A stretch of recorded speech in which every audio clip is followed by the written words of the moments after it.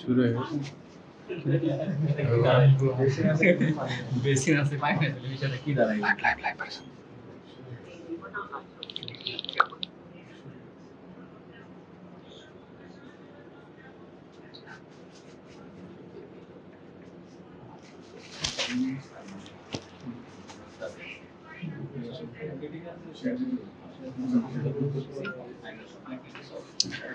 আসসালামু আলাইকুম।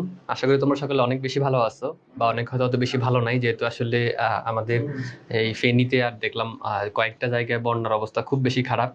তো ওখানে যে সকল শিক্ষার্থী আছো, তো তাদের জন্য দোয়া রইলো যাতে করে আসলে তোমরা এই প্রতিকূল অবস্থাটা ওভারকাম করতে পারো, আর একটু হালকা নিজের কাছে কনফিডেন্স রাখবা। তো আজকে আসলে আমরা স্পেশালি শুধুমাত্র 24 ব্যাচের শিক্ষার্থীদের নিয়ে কথা বলতে চাই, যেহেতু আসলে 24 ব্যাচের শিক্ষার্থীরা দেশের এই পরিস্থিতিতে খুব ভালোভাবে আটকে গেছে, সেহেতু তোমাদের জন্য আসলে আমরা একটা নির্দেশনামূলক এই সেশনটা রাখলাম, যাতে করে আসলে তোমরা পরবর্তীতে কি করবা, এখন কি করবা আসলে সেটা সম্পর্কে একটা সম্যক ধারণা পেয়ে যাও। তো এখন তোমাদের অবস্থাটা হলো, তোমরা আসলে হয়তো আমাদের তোমরা যারা যুক্ত আছো তারা একটু বন্ধুদেরকে আমাদের আলোচনায় ইনভাইট দিয়ে নাও, এবং পাশাপাশি তোমাদের যদি কোনো প্রশ্ন থাকে সেটা আমাদেরকে করতে পারো। তো আমি আসলে বেশিক্ষণ কথা বলবো না, আমি জাস্ট স্পেসিফিক তোমাদের গুরুত্বপূর্ণ কয়েকটা কথা বলে নেই। প্রথম বিষয় হলো যে দেখো, তোমাদের বোর্ড পরীক্ষা অর্ধেক হয়েছে, বা বোর্ড পরীক্ষা আসলে তোমরা যদি বিজ্ঞান বিভাগের শিক্ষার্থী হও তাহলে তোমাদের আসলে ম্যাক্সিমাম মূল পরীক্ষাগুলো হয়নি। তো বোর্ড পরীক্ষা হয়নি, আসলে বোর্ড পরীক্ষা হওয়া উচিত বা উত্তম। এর কারণ হলো যেহেতু বোর্ড পরীক্ষার পরে অ্যাডমিশন পরীক্ষা হয়, আর অ্যাডমিশন পরীক্ষায় অংশগ্রহণের আগে আমাদের আসলে একটা এলিজিবিলিটি মানে পাস করতে হয়। তো এখন বিষয় হলো যে তোমরা আসলে একটা বিষয় সম্পর্কে অবগত, বা তোমরা আসলে একটা বিষয়ের মানে একটা বিষয় বুঝো না, ঠিক আছে? এই শব্দ আসে যে একটা বিষয় তোমরা আসলে বুঝতে পারো না, সেটা হলো দেখো যে বোর্ড পরীক্ষায় তোমরা সকলেই কিন্তু অংশগ্রহণ করতে পারো, কিন্তু তুমি চাইলে যে কোনো একটা ভর্তি পরীক্ষা অংশগ্রহণ করতে পারবা না। ঠিক আছে, কোনো একটা ভর্তি পরীক্ষা অংশগ্রহণ করতে যদি চাও, তাহলে তোমাকে ওই ভর্তি পরীক্ষার যে এলিজিবিলিটি আছে সেইটা তোমাকে পাস করতে হবে। বুঝতে পারছো? সো বোর্ড পরীক্ষা যেমন আমরা রেজিস্ট্রেশন করে অংশগ্রহণ করি, ভর্তি পরীক্ষা আমরা সেটা করতে পারি না। সো এখন দেখো আসলে বর্তমান সার্বিক পরিস্থিতি যেটা, সেই পরিস্থিতিতে তোমাদের বোর্ড পরীক্ষাটা কিন্তু ক্যান্সেল করে দেওয়া হয়েছে। আর এই বোর্ড পরীক্ষা ক্যান্সেল করা হয়েছে তোমাদের অনেকের মতের সাপেক্ষে, বা তোমরা আসলে একটা ভালো সময় জুড়ে আন্দোলন করছিলে, রাস্তায় নেমে গেছো বোর্ড পরীক্ষা যাতে হয় না হয় সেটার জন্য। তো তোমাদের মতের ভিত্তিতে কর্তৃপক্ষ বাধ্য হয়ে দেখা গেছে বোর্ড পরীক্ষাটা স্কিপ করছেন। তো বোর্ড পরীক্ষা স্কিপ করছেন, এখন তোমাদের একটা ফলাফল কিন্তু দিবে। তো তোমাদের যে ফলাফলটা দিবে সেটা নিয়ে হয়তো অনেকের কনফিউশন, আমি তাও একটু সংক্ষেপে বলে দিই। কর্তৃপক্ষ বলতে তুমি যদি ঢাকা বোর্ড থেকে যেই প্রস্তাবনাটা দেওয়া হয়েছে উপদেষ্টা মণ্ডলীর কাছে, সেই প্রস্তাবনাটা হলো এরকম যে সেটা হচ্ছে তোমাদের যে পরীক্ষাগুলো হয়েছে সেই পরীক্ষাগুলোর নম্বরের সাথে যে পরীক্ষাগুলো হয় নাই সেগুলো সাবজেক্ট ম্যাপ করে এসএসসি থেকে নিয়ে আসবে। ঠিক আছে, তো নিয়ে এসে একটা কম্বাইন্ড রেজাল্ট তোমাদেরকে দিবে। তো এখন দেখো, এই রেজাল্ট যদি দেয়, এটাকে তোমরা অনেকটা অটোপাসও বলতে পারো। এই রেজাল্টটা যদি দেয় তাহলে সেক্ষেত্রে আসলে তোমাদের অনেকটা মনে করো অনেক ভালো ফলাফল চলে আসবে আর কি। যে আমরা যদি সার্বিক উপর থেকে ফলাফলের সংখ্যাটা দেখি, তখন দেখবো আসলে অনেক A+ পেয়ে বসে আসছে। তো এইটা আসলে অনেকটা আসলে বৈষম্য, অবশ্যই এটা বৈষম্য, কারণ আসলে এটা কখনো আসলে একটা মেধার মূল্যায়ন হইতে পারে না। অবশ্যই তুমি যত আসলে যুক্তি বা লজিক দ্বারা করাও না কেন, এটা কখনোই হবে না। ঠিক আছে, কারণ তুমি বললেই যে আসলে একটা জিনিস সত্য হয়ে যাবে, বা তোমাদের চাওয়াটাই যে আসলেই যৌক্তিক, এটা কিন্তু না। ঠিক আছে, কারণ তোমরা কিন্তু এখনো সামনের পথটা সম্পর্কে অবগত নয়। তোমরা শুধুমাত্র তোমাদের সময়ের সাপেক্ষে যতটুকু পার করতে পারছো ততটুকু সম্পর্কে তোমরা অবগত। ঠিক আছে, তো এখন সামনে যেহেতু অ্যাডমিশন, আমাদের যেহেতু বোর্ড পরীক্ষা আসলে আমাদের আর হচ্ছে না, তো আমরা এটা মেনে নিচ্ছি। সামনে যেহেতু অ্যাডমিশন, এখন আসলে আমাদের অ্যাডমিশনের দিকে তাকাতে হবে। সো তুমি যদি অ্যাডমিশনের দিকে তাকানোর আগে এটা চিন্তা করতে চাও যে সেটা হচ্ছে আমার ফলাফলটা কিভাবে দিবে, সেটা কিন্তু আমি বলে দিলাম। যে কটা তোমার পরীক্ষা হয়েছে সেই কটা পরীক্ষার নম্বরের সাথে যে কটা পরীক্ষা হয় নাই সেই কটা পরীক্ষার মার্কস এসএসসি থেকে নিয়ে এসে যোগ করে তোমাকে একটা ফলাফল দিবে। ঠিক আছে, তোমার এই ফলাফলটা দেওয়ার পরে তোমাদের সামনে ভর্তি পরীক্ষা। তো ভর্তি পরীক্ষা শুরুর আগে প্রত্যেকটা বিশ্ববিদ্যালয় থেকে একটা করে সার্কুলার দিবে। সেই সার্কুলারটাতে তোমাদের বেশ কিছু লিমিটেশন দেওয়া থাকবে, যে এই একটা মানে ক্রাইটেরিয়া দেওয়া থাকবে আর কি। ঠিক আছে, যে তোমার জিপিএ এত হতে হবে, তোমার নম্বর এত হতে হবে। তো সেটা যদি তুমি এলিজিবল হও তাহলে তুমি সেই ভর্তি পরীক্ষা অংশগ্রহণ করতে পারবা। বুঝতে পারছো? তো এখন আমাদের সামনে যেহেতু ভর্তি প্রস্তুতি, এখন এবার যেহেতু বোর্ড পরীক্ষাটা স্কিপ করা হয়েছে, সেহেতু ভর্তি প্রস্তুতির জন্য আমরা ভালো একটা সময় পাবো। তো এই সময়টাতে আমাদের আসলে খুব পজিটিভলি কাজে লাগাতে হবে, বা এই সময়টা তোমরা যদি ভালোভাবে আসলে ইফেক্টিভলি কাজে লাগাও, তাহলে তোমার ভর্তি পরীক্ষা ভালো করতে পারবা। সো তোমরা কিন্তু অলরেডি ফলাফল থেকে একটা বিষয় বুঝতে পারছো, যে সেটা হচ্ছে এবার আসলে আমাদের যদি আমরা ভর্তি পরীক্ষার সার্কুলারগুলো আমরা আগে থেকে আন্দাজ করতে পারি, যে সেখানে কিন্তু তোমাদের যে সীমাবদ্ধতা থাকবে বা যে আসলে যোগ্যতা থাকবে সেটা একটু বেশি থাকবে। সো তোমাদের ফলাফল অনেক ভালো হতে হবে, যে বুয়েট বা ডাবিতে তোমরা যদি আসলে অ্যাপ্লাই করতে চাও আর কি, বুয়েট বা মনে করো যে ইঞ্জিনিয়ারিং জায়গাগুলোতে আসলে, ঠিক আছে। এর পাশাপাশি তোমরা জানো যে সেটা হচ্ছে যে জিপিএ এর উপরে একটা কিন্তু মার্কস আছে। সো যাদের এসএসসি তে জিপিএ পাস নাই, তাদেরও কিন্তু অনেক মার্কস কাটা যাবে। তো এই বিষয়গুলো তোমরা আসলে ধাপে ধাপে বুঝতে পারবা। সো এখন তোমাদের আসলে যেটা আমরা বলতে চাই সেটা হলো, যেহেতু দেশের পরিস্থিতিটা একদম স্বাভাবিক নয়, সেহেতু তোমাদের একটু সতর্ক থাকতে হবে। সো এখানে একটা বিষয় মুখ্য, যে সেটা হচ্ছে দেখো যে আন্দোলন যেটা হয়েছে, ঠিক আছে, আন্দোলন হয়ে গেছে শেষ, এখন দেশের পরিস্থিতি একটু খারাপ, সামনে অ্যাডমিশন। তো তোমরা এই আন্দোলনের জন্য বা দেশের এই পরিস্থিতির জন্য তোমরা অনেক আসলে পড়াশোনা করো নাই, বা অনেকের সাথে আসলে টেবিলের একটা ডিস্টেন্স তৈরি হয়েছে। তো এই ডিস্টেন্সটা অনেক আসলে কমাইতেছো না। সো এটা আসলে তোমারই আসলে নেগেটিভ, বা তোমার জন্য এটা ক্ষতিকর হয়ে যাবে, কারণ সামনে যেহেতু অ্যাডমিশন, তোমরা এবার অ্যাডমিশনের জন্য ভালো একটু সময় পাবা, এটা ঠিক আছে। সো তোমরা আসলে অ্যাডমিশনের জন্য একটু ভালো সময় পাবা, এটা ঠিক আছে, কিন্তু কথা হলো যে আসলে আমরা বেশি সময় পেলেই যে আসলে সবচেয়ে ভালো করবো, এটা কখনো আসলে হয় না। তো সময় বেশি হলে যেটা হয়, যে টেবিল থেকে তোমরা একটু ডিস্টেন্স নিয়ে নিছো অলরেডি, এটা তোমার জন্য নেগেটিভ হয়ে যাবে। এখন তোমার অবশ্যই উচিত হবে, যদি তুমি আসলে এখন একটা ভালো রুটিন করে তোমার পড়াশোনার সাথে অ্যাডজাস্ট হওয়ার চেষ্টা করো, ঠিক আছে। তো আমরা একটু জাস্ট স্বাভাবিক কয়েকটা কথা বলি, যেহেতু আমাদের অ্যাডমিশন চলে আসছে, সেহেতু আসলে প্রথমে একটা বিষয় আসলে দিয়ে শুরু করা হয়, যে সেটা হচ্ছে তুমি যেহেতু অ্যাডমিশন প্রিপারেশনটা নিবা, সে তোমাকে আসলে একটা সিলেক্ট করতে হবে, আসলে তুমি কিসের প্রিপারেশন নিবা, মেডিকেল প্রিপারেশন নিবা, নাকি ভার্সিটি প্রিপারেশন নিবা, নাকি ইঞ্জিনিয়ারিং প্রিপারেশন নিবা। সো তোমরা হয়তো অনেকে অলরেডি সিলেকশন করে রাখছো যে তুমি আসলে কিসের প্রিপারেশনটা নিবা, তাই না? তোমরা হয়তো অনেকে সিলেকশনটা করে রাখছো। সো এখন সেই সিলেকশন উপরে বেস করে তোমার আসলে প্রিপারেশনটা নিতে হবে। দেখো আমরা এই জিনিসটা কেন লিখছি, এর কারণটা হলো যে মনে করো এক একটা প্রিপারেশনের ধরন এক এক রকম। সো তুমি যদি ইঞ্জিনিয়ারিং প্রিপারেশন নিতে চাও, তোমাকে এক দাসে পড়তে হবে, মেডিকেল নিলে অন্য দাসে পড়তে হবে। সো তোমাকে আগে একটা টার্গেট সেট করতে হবে, আসলে তুমি কিসের জন্য এখন পড়াশোনা করবা, ঠিক আছে। এখন তুমি যে টার্গেটটা সেট করবা, সেই টার্গেট ধরে তোমাকে আগে যেতে হবে। তোমরা বোর্ড পরীক্ষা দিচ্ছ সংক্ষিপ্ত সিলেবাসে, কিন্তু তোমরা দেখবা মেডিকেল ভর্তি পরীক্ষা হবে ফুল সিলেবাস হবে, পাশাপাশি ভার্সিটির অনেকগুলো ভর্তি পরীক্ষায় শর্ট সিলেবাসের বাইরেও প্রশ্ন আসবে। তার মানে হলো একটা বিষয় তোমাদের এখন অবগত থাকতে হবে, যে বোর্ড পরীক্ষায় দেওয়ার সময় তোমাদের যে এক্সপিরিয়েন্স, সেখানে তোমরা শর্ট সিলেবাসে পড়ছো, এখন শর্ট সিলেবাসের বাইরের অধ্যায়গুলো তোমাদের পড়তে হবে। এবং আরো বড় যে গুরুত্বপূর্ণ একটা বিষয়, সেটা হচ্ছে বোর্ড পরীক্ষায় তোমাদের হয়েছে বেসিক্যালি সৃজনশীল পদ্ধতিতে ধরা যায় আর কি, কারণ সৃজনশীল পদ্ধতিতে মার্কস কিন্তু 50 আর এমসিকিউ হয়েছে 25। এখন ভর্তি পরীক্ষার অনেক ম্যাক্সিমাম জায়গায় এমসিকিউ পদ্ধতিতে ভর্তি পরীক্ষা হয়ে থাকে, ঠিক আছে। রিটেন আছে হলো ঢাকা বিশ্ববিদ্যালয় এবং বাংলাদেশ প্রকৌশল মানে বুয়েটে রিটেন পদ্ধতিতে আছে। তো এখন তোমাদের কয়েকটা বিষয় নতুন তোমাদের সামনে সম্মুখীন হবে, এর মধ্যে একটা হলো যে মনে করো নেগেটিভ মার্কিং। সো এই বিষয়গুলো সম্পর্কে তোমাদের এখন আসলে এক্সপিরিয়েন্স নিতে হবে আর কি, কারণ তুমি যদি একটা উত্তর ভুল দাগাও, তুমি যদি একটা প্রশ্নের অ্যান্সার ভুল দাগাও, তখন তোমার 0.25 নাম্বার বা মনে করো 25% নাম্বার কাটা যাবে। বুঝতে পারছো? তার মানে তুমি সবগুলো প্রশ্নের অ্যান্সার করতে পারবে না, যে প্রশ্নগুলো তুমি পারো না, সেই প্রশ্নগুলো যদি তুমি ভুলভাল দাগে আসো, তাহলে তোমার কিন্তু মার্কস অনেক কমে যাবে। বুঝতে পারছো? তো এখন কয়েকটা বিষয় তুমি যদি আসলে জিজ্ঞাসা করো, যে সেটা হলো, আর এখন একটা বিষয় দেখো যে কত পয়েন্ট লাগবে, এই প্রশ্নটা কিন্তু এখন আসলে ভ্যালিড হবে না। সো তুমি যদি বলো যে আসলে কত পয়েন্ট লাগবে, এটা আসলে কিভাবে নির্ভর করে, তোমরা এখন যদি আসলে একটা টার্গেট সেট করো যে আমি মেডিকেল পড়বো, নাহলে ভার্সিটিতে পড়াশোনা করবো, নাহলে ইঞ্জিনিয়ারিং বিশ্ববিদ্যালয়ে পড়াশোনা করবো, এটা যদি সেট করো, তাহলে তোমাকে একটা বিষয় অবশ্যই দেখতে হবে, এই বিশ্ববিদ্যালয়ে ভর্তি পরীক্ষা অংশগ্রহণ করার জন্য আমার যোগ্যতা আছে কিনা।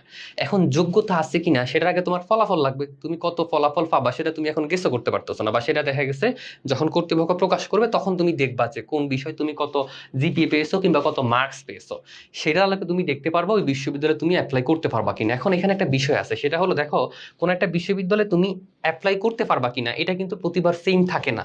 এটা নির্ভর করে এই এই বছর কতজন জিপিএ পাস পাইছে, কত মানে ফলাফলের একটা পরিসংখ্যানের উপর নির্ভর করে, যে কত শিক্ষার্থী জিপিএ পাস পাইছে কিংবা কত শিক্ষার্থী পায় নাই। এর উপরে বেস করে প্রত্যেকটা কর্তৃপক্ষ একটা সার্কুলার দিবে, সেখানে কিন্তু নির্দিষ্ট করা থাকবে এই বিষয়টা। তার মানে আমি তোমাকে এখন বলতে পারবো না তুমি আসলে বুয়েটে আবেদন করতে পারবা কিনা, ইঞ্জিনিয়ারিং আবেদন করতে পারবা কিনা, ঠিক আছে। তো বুয়েট বা একদম টপ নচ কিছু এলিজিবিলিটি বাদে বাকিগুলাতে মোটামুটি প্রায় প্রায় সেম থাকে। সো সেগুলোতে তুমি আশা করি ভালো করতে মানে অ্যাপ্লাই করতে পারবা। আর দেখা গেছে আসলে সে প্রত্যেকটা জায়গায় জিপিএ থেকে মার্কস কাটে, সো তোমার জিপিএ থেকে কিছু মার্কস কাটা যাবে আর কি, এটা হচ্ছে বিষয়।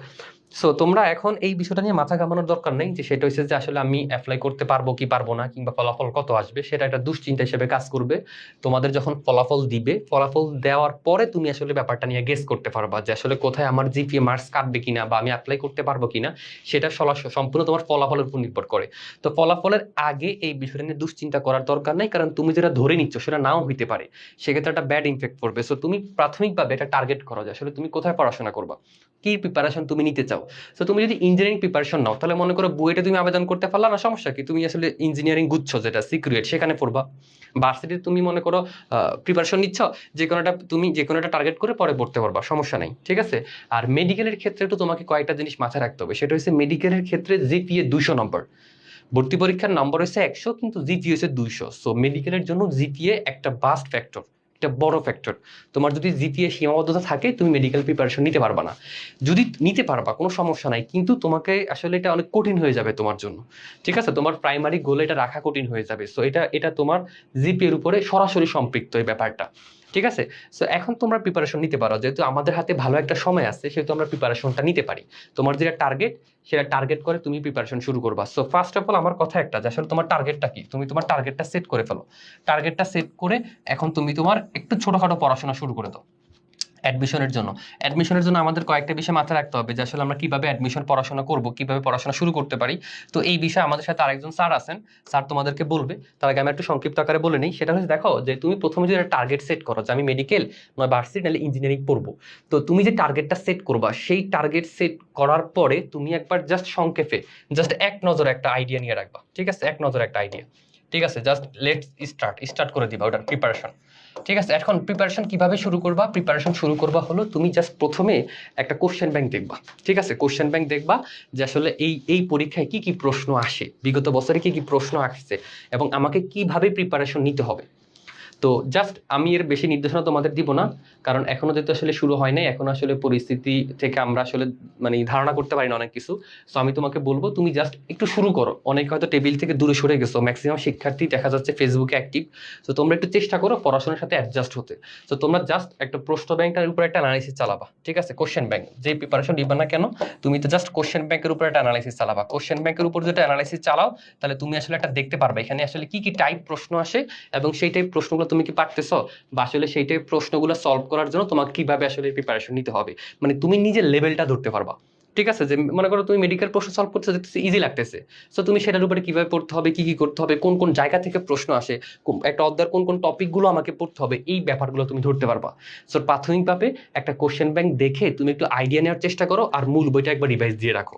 কারণ তোমরা অনেকে একাডেমিকে মূল বই পড়ছো, বাট দীর্ঘ একটা সময় অনেকে বই পড়তেছো না।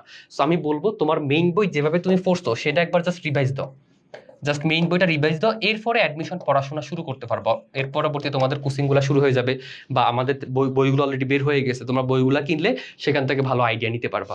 সো এটা হচ্ছে আমার প্রাথমিক নির্দেশনা, যে সেটা হচ্ছে তুমি তোমার টার্গেটটা সেট করার পরে জাস্ট একটা প্রিপারেশন স্টার্ট করার চেষ্টা করো, জাস্ট ছোট পরিসরে, বড় টার্গেট না করে ছোট পরিসরে। এই জন্য আমি বললাম কোশ্চেন ব্যাংকটা এক নজরে দেখে নাও, জাস্ট আইডিয়া জেনারেট করে রাখো কিভাবে তোমাকে পড়তে হবে।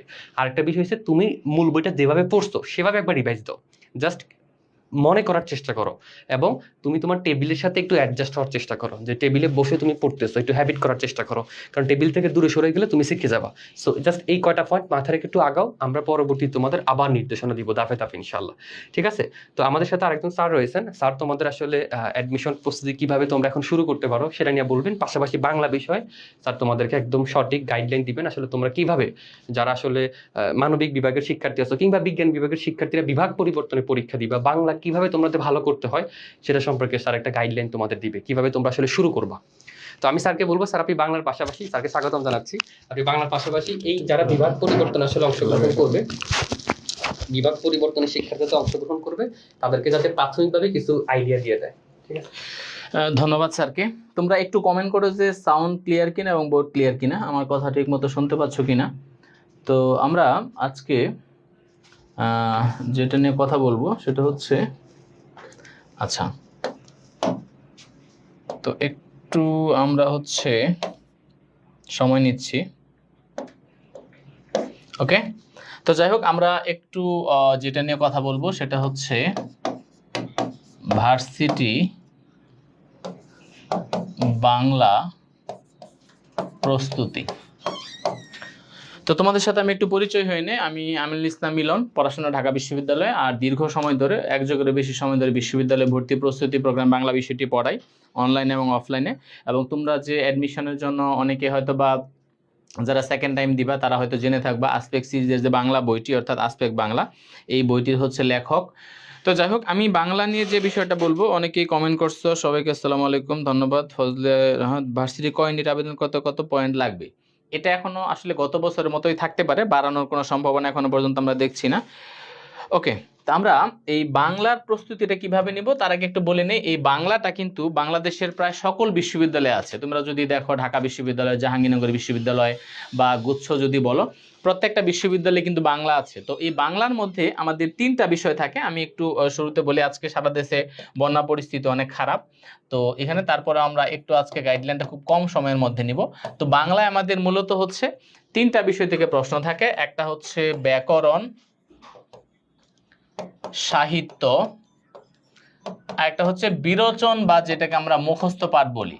তো তোমরা যে বিষয়টা বলবো, আমরা লাইভে হয়তো অনেক কথা বলতে পারি না, যতটুকু বলবো তোমরা একটু বুঝে নেবে। সেটা হচ্ছে যে এই যে নতুন যে কারিকুলাম যেটা ছিল, এটা হয়তো বা সামনে বাতিল হয়ে যেতে পারে, বা আমাদের যে নতুন বোর্ড ব্যাকরণ ছিল, সেই পুরাতন বোর্ড ব্যাকরণ শহীদ মনির চৌধুরী লেখা, সেটাও কিন্তু ফেরত আসতে পারে। তো আমরা সেগুলা পক্ষে বিপক্ষে আলোচনা সমালোচনায় যাব না। তবে তোমরা যারা 24 ব্যাচ, তোমাদের যে বিষয়টা মাথায় রাখতে হবে সেটা হচ্ছে এই যে বোর্ড ব্যাকরণ যেটা ছিল আমাদের নবম দশম শ্রেণী বোর্ড ব্যাকরণ পুরাতন, আমরা এই ব্যাকরণটাকে বেসিক ধরে আমরা পড়াশোনা করব, পাশাপাশি আমরা একটু আপডেট থাকার জন্য নতুন বোর্ড ব্যাকরণটা রাখবো। তো তোমরা একটা বিষয় জেনে খুশি হবা, সেটা হচ্ছে আমাদের যে আসপেক বাংলা বইটি, সেটা কিন্তু নতুন বোর্ড ব্যাকরণ এবং পুরাতন বোর্ড ব্যাকরণের একেবারে সমন্বয়ে তৈরি করা হয়েছে। যার কারণে এই বইটা যদি তোমার টেবিলে থাকে, তাহলে কিন্তু এই বোর্ড ব্যাকরণগুলো না থাকলেও তুমি কিন্তু বাংলায় ভালো করতে পারবা। পাশাপাশি সাহিত্যের যে বিষয়গুলো, এখানে কিন্তু অবশ্যই আমাদেরকে যেটা করতে হবে সেটা হচ্ছে আমাদেরকে শর্ট সিলেবাসকে প্রাধান্য দিতে হবে।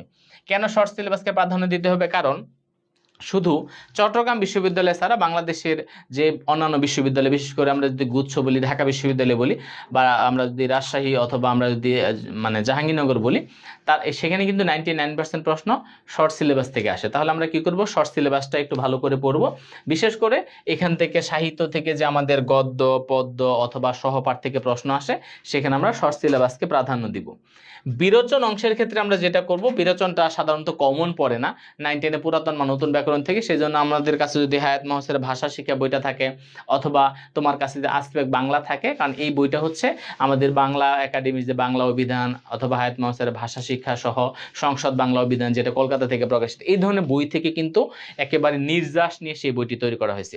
তো আরেকটা বিষয় বলবো, তোমরা যারা আমাদের আসপেক সিরিজের যে পেজ আছে বা গ্রুপে আছে, এটাতে যারা যুক্ত আছো, তোমরা হচ্ছে প্রচুর কিন্তু এখানে ফ্রি ক্লাস পেয়ে যাবা, এবং যারা এখানে ক্লাস দিবে তারা কিন্তু সবাই 8 থেকে 10 বছর অভিজ্ঞ। এই জন্য আমি তোমাদেরকে রিকোয়েস্ট করবো, আজকের ক্লাসটা তোমরা একটু শেয়ার করে দাও, এবং শেয়ার করে শেয়ার ডান লিখে দাও।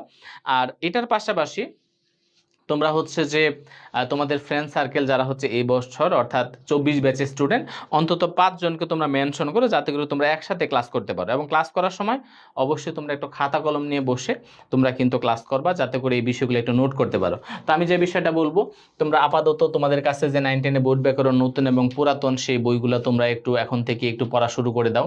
পাশাপাশি তোমরা হচ্ছে সাহিত্যের জন্য যে আমাদের সাহিত্য পাঠ বই, সেটার যে আমাদের বিশেষ করে যে 7টা গদ্য ছিল, যে 7টা পদ্য ছিল শর্ট সিলেবাসে, উপন্যাস, লাল সালু, নাটক, সিরাজদৌলা, এগুলো তোমরা একটু পড়ো। পাশাপাশি সিরাজদৌলা নিয়ে মুভি আছে ইউটিউবে, এই অবসর সময় দেখে ফেলতে পারো। আমাদের লাল সালু নিয়ে মুভি আছে, সেটাও দেখে ফেলতে পারো।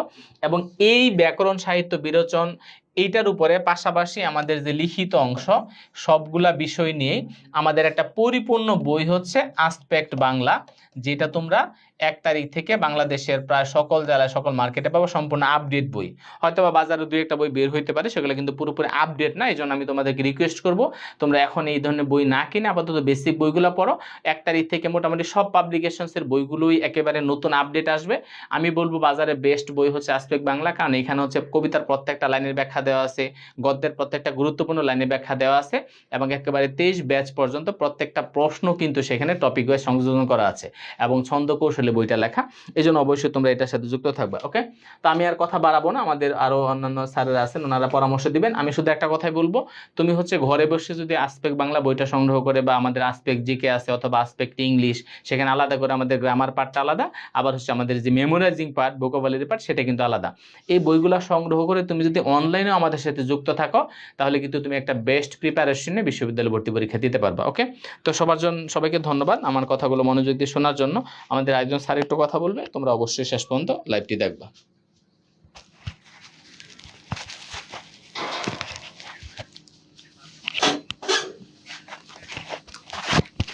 ওকে, তো আমরা অবশ্যই দেখা যাচ্ছে যে ক্লাসটা 9:30টার মধ্যে ইনশাল্লাহ শেষ করব। তোমরা একটু অল্প সময় একটু মনোযোগ দিয়ে শোনো।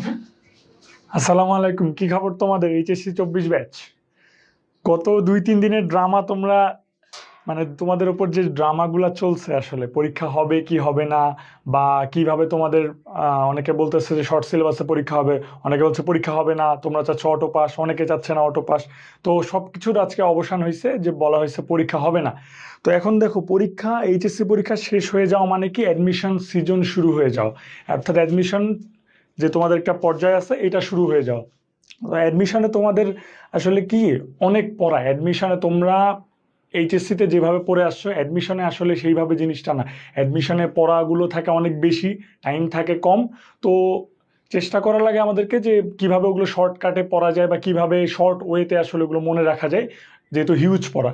তো আমি আসলে তোমাদেরকে কিছু পরামর্শ দিব, যেগুলো তোমাদের অ্যাডমিশন যাত্রাটাকে ইনশাল্লাহ সহজ করবে। তো দেখো তোমরা, আমি আসলে কেমিস্ট্রি নিয়ে কাজ করি, তো আমি আমার কেমিস্ট্রিটা নিয়েই বলি। যে কেমিস্ট্রিতে কি, কেমিস্ট্রিতে থিওরিক্যাল পড়াও আছে, আবার হচ্ছে ম্যাথমেটিক্যাল টার্মও আছে। তো তোমরা থিওরির জন্য কি করবা, তোমাদের এখন দেখো, এখন কিন্তু মাত্র তোমাদের এই যে ঘোষণাটা আসছে, দেখে সামনে হয়তো তোমাদের কিভাবে রেজাল্ট দিবে বা কিভাবে কি করবে এটা দেখা যাবে। তো তোমরা এখন যারা, অনেকে কি, আমাদের দেশে তো একটা ওই বিপ্লব হয়েছে বা স্বাধীনতার আন্দোলন হয়েছে, তো অনেকে অনেকভাবে ব্যস্ত হয়ে গেছে, মানে সবাই দেখেছে ফেসবুকে অ্যাক্টিভ আছে এখন বেশি, পড়াশোনার টেবিল থেকে ডিটাচ, একদমই ডিটাচ অনেকেই, ম্যাক্সিমাম জনই। তো আসলে কি করতে হবে, আমাদেরকে পড়ার টেবিলের কাছে যাইতে হবে। পড়ার টেবিলের কাছে যদি তুমি না যাও, একেবারেই দেখা যাচ্ছে অ্যাডমিশন সময় কি হবে, তোমার আর মানে অত পড়া দেখে পড়তে মন চাবে না। তো এখন কি করতে হবে, তোমার যতটাই খারাপ লাগুক বা যত যাই লাগুক, একটু কষ্ট করে বইয়ের টেবিলে বসার অভ্যাস করতে হবে। আর এইবারে তোমরা মানে মোটামুটি নিশ্চিত থাকো যে অ্যাডমিশন সময়টা একটু বেশিই পাবা, কারণ এখনো যারা এইচএসসি 23 ব্যাচ আছে, ভার্সিটিতে তারা ক্লাসই শুরু করতে পারেনি অনেক জায়গায়। তো তোমরা সময়ও বেশি পাবা, কিন্তু এই সময় বেশি পাবার জন্যই যে ভেবে মানে মনে করো না যে আমাদের পড়া তো অনেকগুলো, সময়ও বেশি, তো আমরা শেষ করে ফেলবো, কিন্তু না, এরকম না। তোমাদেরকে অল্প অল্প করে পড়তে হবে, নাহলে যদি বেশি পড়া জমায় রাখো, তাহলে তোমাদের পরে যে দেখবা যে অনেক বেশি পড়তে ইচ্ছা করবে না আসলে। তো কেমিস্ট্রি যেটা করবা তোমরা, মানে যে আমি থিওরিক্যাল পড়ার জন্য যেটা বলবো, তোমরা তোমাদের মেইন বই, যেটা মেইন বই আছে, মেইন বইটা ভালো করে পড়ার চেষ্টা করবে। এখন যেহেতু মানে অন্যান্য অবশ্য বাজারে অনেকে ভর্তি সহায়িকা বই বের হয়েছে, আমি ওই দিকে আসতেছি, ওইটা কিভাবে কি পড়বো ওইটা বলতেছি। তার আগে মেইন বইয়ের কথাটা বলিনি। মেইন বইয়ে তোমরা চেষ্টা করবা, অবশ্য তোমরা তো ইন্টারমিডিয়েট 2 বছর পড়ছো, তোমরা জানো যে কোথায় কিভাবে পড়তে হয়। তোমাদের মেইন বইটা তোমরা সুন্দর করে পড়ার চেষ্টা করবে। এখন মেইন বইয়ের পাশাপাশি তোমাদের একটা ভর্তি সহায়িকা বই লাগবে। বা দেখো, মেইন বই আমাদের কি ইন্টারমিডিয়েটে কি হয়, মানে বইয়ে যেগুলো আছে এগুলা অনেকে, মানে লেখকদের যে লেখার ধরন বইয়ে অনেকে বুঝতে পারে না, ওইখানে কিছু ক্রিটিক্যাল করে লেখা থাকে। তো ওইগুলাকেই মানে সহজভাবে সাজায় অ্যাডমিশনের বইগুলা বের হয়। এক্ষেত্রে আমি একটু আসপেক্ট সিরিজের কথা বলি, যে এইখানে আমি আমার আসপেক্টের কেমিস্ট্রি বইটা নিয়ে বলি। আসপেক্টের কেমিস্ট্রি বই কেমিস্ট্রি প্লাস, আমাদের হোসেন স্যারের লেখা আর কি। তো তোমরা কেমিস্ট্রি প্লাস বইটাতে কিভাবে পাবা পড়াগুলা, যে তোমার থিওরিক্যাল পড়া ওইগুলা সব সুন্দর মতো কনসেপ্ট ওয়াইজ সাজায় দেওয়া আছে একদম। যে তোমার মানে যেগুলো জ্ঞানমূলক, দেখেছে অ্যাডমিশনে কি অনেক টাইপের প্রশ্ন আসে না, দেখেছে জ্ঞানমূলক প্রশ্ন আসে, তারপরে ম্যাথমেটিক্যাল টার্ম আসে, তারপরে তোমার হচ্ছে যে বড় বড় বড় বড় দেখা যাচ্ছে নাম্বার প্রশ্ন, যেগুলো তোমরা ওইরকম টাইপ প্রশ্ন আসে। তো ওইখানে আসলে কি সবগুলা সুন্দর মতো সাজানো আছে, যে তোমার কোনটা জ্ঞানমূলক প্রশ্ন লাগবে, কোনটা ম্যাথমেটিক্যাল প্রবলেম, সব কনসেপ্ট ওয়াইজ সুন্দর মতো সাজানো আছে। তোমরা খুব সহজেই কেমিস্ট্রি প্লাস বইটা যদি পড়ো, খুব সহজেই তোমরা এখান থেকে আইডেন্টিফাই করতে পারবা যে তোমার কোথা থেকে অ্যাডমিশনে প্রশ্ন আসে, কোনটুকু আমার দরকার নেই, বা কোনটুকু আমার মানে পড়লেই হয়ে যাবে, এরকম ওখানে সব সুন্দর মতো সাজানো আছে। আর প্রশ্ন পার্টের কথা কি বলবো, যে অ্যাডমিশনে কি হয়, অ্যাডমিশনে তুমি যদি বিগত বছরের প্রশ্ন সম্বন্ধে তোমার ধারণা না থাকে, তাহলে কিন্তু খুব টাফ হয়ে যাবে ভাইয়া। পরীক্ষা ভালো করা। কারণ তোমার প্রশ্ন সম্বন্ধে তুমি যদি ধারণাই না থাকে, পরীক্ষার হলে যে দেখা যাচ্ছে তুমি পড়ে গেছো এক, পরীক্ষার হলে আসছে অন্যভাবে, তখন তুমি ঘাবড়ায় যাবা। তো সেটা করার জন্য কি করতে পারো, আমাদের এই যে প্রশ্ন ব্যাংকগুলো আছে আসপেক্টের, যেমন ক ইউনিটের জন্য ঢাবি ক প্রশ্ন ব্যাংক আছে।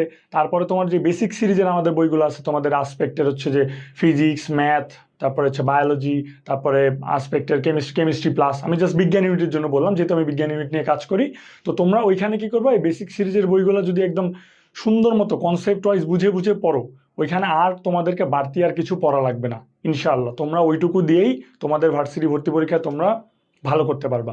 ওইখানে প্রশ্ন পার্টগুলো খুব সুন্দর ব্যাখ্যা সহ নির্ভুলভাবে দেওয়া আছে একদম। তোমার এই যে লাস্ট যে অ্যাডমিশন সিজনটা গেছে 23-24 থেকে শুরু করে বিগত আগের যে প্রশ্নগুলো আছে সবগুলোই ওখানে সুন্দর মতো সংযোজন করা আছে। ওইগুলো পড়লে তুমি খুব সহজেই প্রশ্ন সম্বন্ধে আইডিয়া পেয়ে যাবা, তখন তুমি বা অ্যাডমিশন পরীক্ষায় আসলে ভালো করতে পারবা।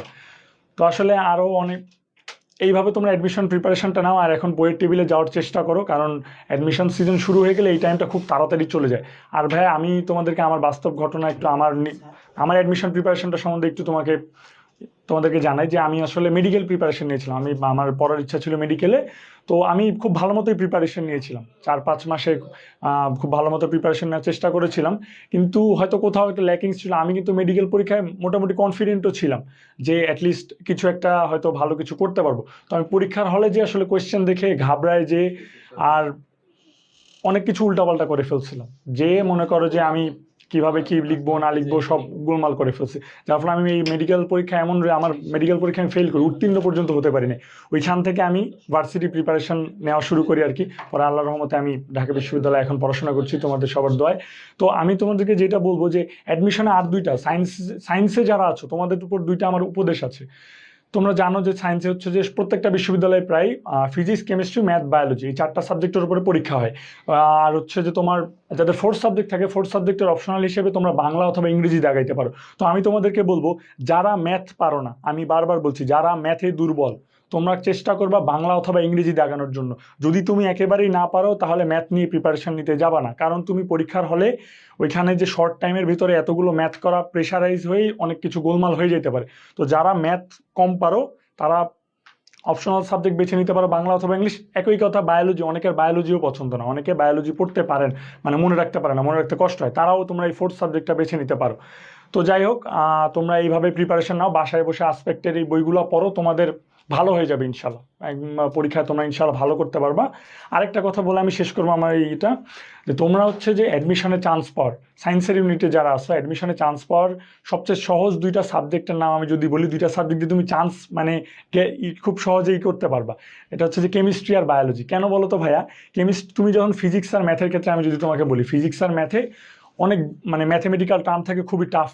তো ওই সময় তোমরা জানো যে অ্যাডমিশন পরীক্ষাতে সময় খুবই লিমিটেড থাকে। দেখা যাচ্ছে তোমাদের এমসিকিউ এর জন্য একটা করে এমসিকিউর জন্য তোমরা হাইয়েস্ট 45 সেকেন্ড থেকে 1 মিনিট পাবা। তো ওই সময়ে যদি একটা বড় ম্যাথ তুমি দেখা যাচ্ছে থিঙ্ক না করতে পারো, তখন তোমার মানে যদি ঠিক মতো না করতে পারো, মাথায় না আসে, তখন কিন্তু তুমি অ্যান্সার করতে পারবে না, বরঞ্চ ওইখানে আরও বেশি টাইম চলে যেয়ে বাকি প্রশ্নগুলো অ্যান্সার করতে পারবে না।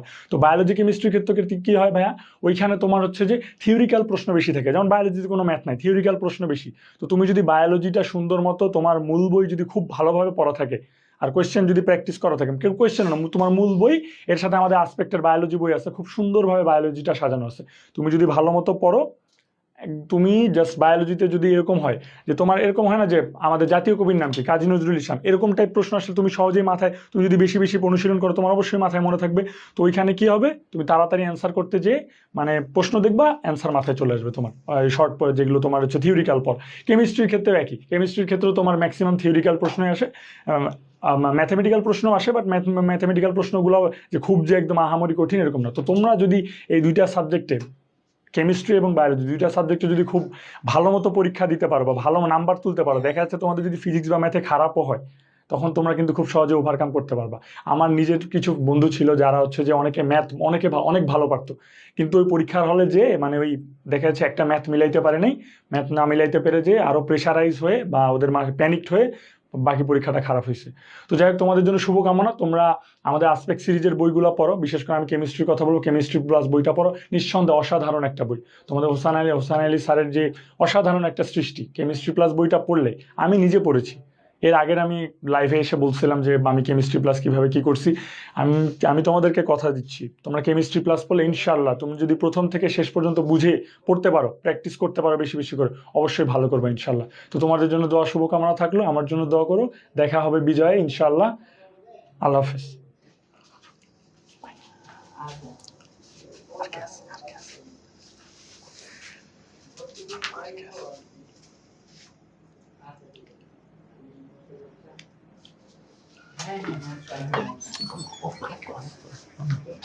ওকে ওকে ওটা এক সেকেন্ড দাঁড়া আমি ফোন দিচ্ছি।